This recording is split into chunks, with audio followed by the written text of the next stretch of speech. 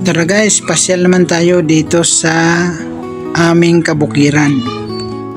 O ayan guys, dito guys sa aming probinsya sa lalawigan ng Albay, sa paanan ng Mayon Volcano, ay napakaganda ng lugar dito at very relaxing ang lugar na to. At yung mga nakatira dito, siyempre maraming libre, katulad ng nakasirkel na yan. Yan guys ay puno ng gabi na tumutubo lang dito sa aming kabukiran kahit hindi naman talaga siya sinasadyang itanim.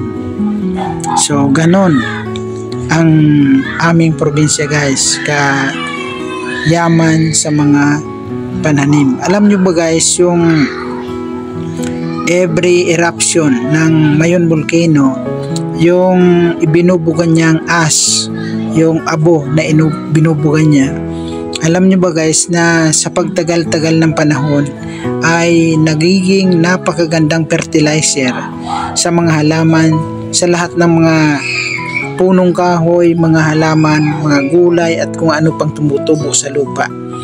Napakagandang pataba, sabi nga. So habang nag-iirap, medyo mapanganib, pero yung bunga naman nun ay napakaganda. Kaya yung mga tao dito guys, kahit na hindi nila inaabunuhan yung kanilang mga pananim, ay ang lulusog at ang tataba ng kanilang mga pananim. Yung mga gabi nila dito guys, malahigante na, ang lalaki, sobrang lalaki. At yan guys na nakikita nyo ay mga puno yan ng pili. At alam nyo ba, ang mga pili, ang pili nuts ay napakasarap at napakamahal. Subukan nyo guys na bumili kayo dyan sa mga pasalubong store kung kayo ay maglalakbay o magta-travel from Bicol to Manila. Maraming mga pasalubong store dyan, pero alam nyo ba na napakamahal ng pili nuts. Yan, kung gusto niyan ipasalubong, talagang mahal. Yung halagang 100 kapiranggot laang. So dito sa amin napakaraming puno ng pili dito. Ayan guys ay puno ng papaya. Yan, alam nyo guys, yung papaya dito guys sa amin, mga native, yung hindi siya malalaking papaya pero napakasarap at napakalinamnam, matamis yung kanyang bunga. Kaya nga favorite na favorite siya dito guys ng mga ibon eh. Kaya kung meron kang papaya at nakita mong hinog na, unahan mo na, baka maunahan ka pa ng ibon. At iyan guys na nakapokus na yung malalaking dahon, ayan, yan guys ay ang puno ng alingatong tree. Yung alingatong guys, i-research ninyo guys kung gaano siya kamahal. Ang alingatong tree guys, yung kanyang ugat ay napakamahal dahil ginagawang herbal medicine. At marami nang nagpatunay na very effective daw yung pagka nakakainom sila ng ugat ng alingatong tree. At sabi nila rare na ano daw yan guys, na puno, pero alam mo ba guys, dito sa amin napakarami yan. At ang malupit pa niyan guys, yung dahon niyan, pag dumampi yan sa yung balat, ay talaga namang katakot-takot na kati ang aabutin mo. Makati na mahapdi pa. Talagang kung hindi mo pa na-experience yan guys, pagka natamaan ka ng alingatong tree na yan, nasayad yung balat mo dyan, ay nako, talagang iiyak ka sa hapdi at kati. Ganon. Pero hindi yan dito pinapatay guys, dahil kasama yan sa ecosystem natin.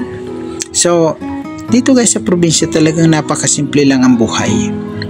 Kumbaga nga hindi ka man maraming kayamanan o hindi ka man nagkakaroon ng maraming pera, pero daig mo pa yung maraming pera. Dahil dito guys, kapag ka mamuhay ka dito ng payapa, yung wala kang masyadong inaalala, kasi alam nyo guys, dito sa amin yung tubig na iniiyak ng marami sa syudad, halimbawa kung nakatira ka sa Maynila, ang bill ng tubig mo ang mahal at tipid na tipid ka sa paggamit ng tubig. Dito guys sa amin, walang bayad ang tubig at napakalinaw pa ng tubig at unlimited. Yan guys, yung napupukusan na yan, yung gabi. Ayan, napokus natin ng malapitan. Yan guys, gabi. Pwede kang kumuha dito kasi yung mga tumutubo na yan guys sa bukid na talaga namang hindi naman talaga sadyang itinatanim, kundi kusang nabubuhay na lang dyan. Pwede ka dyan manguha. At dito guys sa amin, ang daming fern. Ayan yung mga pako, o tinatawag na fern or pako. Napakasarap niyan guys na kilawin. Pwedeng gawing sinigang, pwedeng gawing ginataan. Masarap yan, lalo na kapag ang mga sahog mo ay mga isda lang, ay napakasarap po yan. Pwede rin karne, pero mas maganda kung ay sasahog mo dyan sa fern ay yung isda lang. Yan ang mga puno ng pili dito guys, ang bababa pa pero namumunga na siya at mayroon dyan mga puno na hitik sa bunga.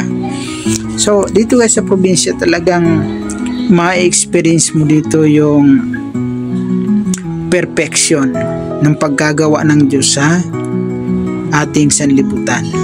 Dahil sa Bible guys, no, unang ginawa ng Diyos yung mga need ng tao para siya mabuhay, katulad ng puno, mga hayop, mga prutas. Una nang nilikha ng Diyos yan, at nung ginawa niya lahat na kailangan ng tao, tsaka siya ngayon gumawa ng tao. Yan ang kwento guys according sa Bible, sa Book of Genesis. So talagang totoo na ang Diyos guys ay hindi kanya pababayaan kapag nasa kanya ka. Kasi guys, iba guys yung namumuhay ka ng kasama mo ang Diyos. Sabi nga sa Book of Romans, if God is with us, who will fight against us? Wala na po. Talagang ang Diyos yung pinakang ultimate superior, all powerful God and all knowing God. Kaya pagka dito ka guys na katira sa probinsya, napaka peaceful ng mind mo.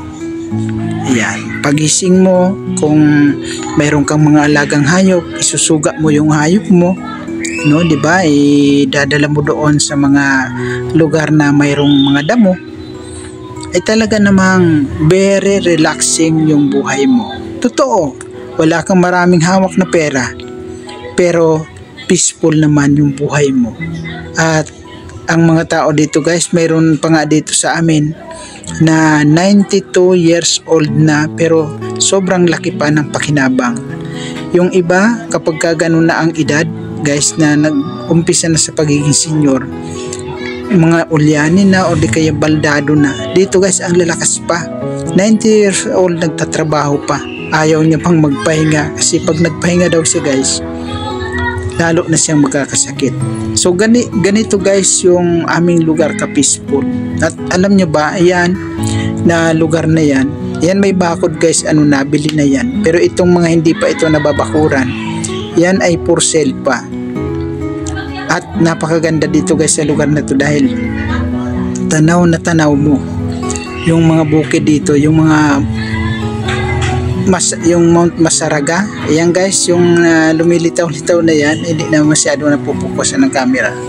Yan yung Mount Masaraga at yung kabila naman yan is Mount Malinaw. Kaya napapaikutan dito guys ng mga bundok na napakagandang tingnan, no, pagmasdan. Kapag halimbawa pagising mo sa umaga, yan kaagad ang bubungad sa iyo, talagang marirelax yung mind mo. Ganun talaga guys ang pagkakalika ng Diyos sa ating mga tao. Ika nga sa Bible, sabi sa Book of Matthew, wag daw po tayong mag-alala sa anumang mga bagay. Isipin na lang daw po natin ang mga ibon o yung mga maya.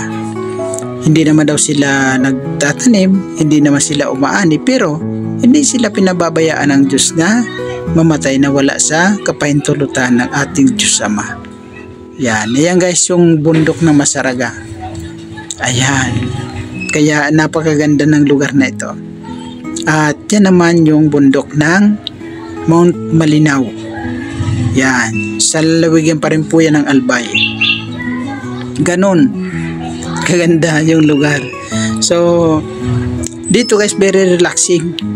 Huwag ka lang maging tamad dito, hindi ka dito mamamatay sa gutom. So sabi nga ng Panginoon, kung yung ibon hindi niya pinabayaan, how much more tayo.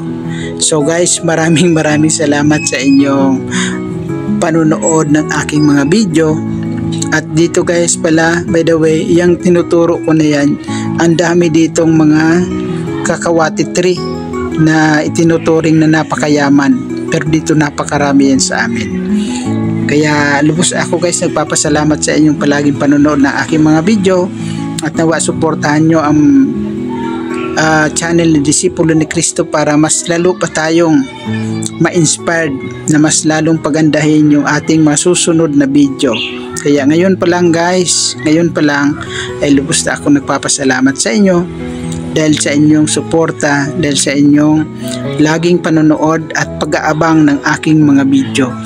So guys, maraming salamat. Muli, pagpalain tayong lahat ng ating Panginoong Diyos. At sa mga hindi pa pala guys nakasubscribe sa channel ni Disipulo ni Cristo, Provincial Life, ay isubscribe nyo guys yung aking channel para lagi kayong updated sa lahat ng mga video na ipapakita ko pa sa inyo. So guys, marami pong salamat sa inyo. God bless and bye bye.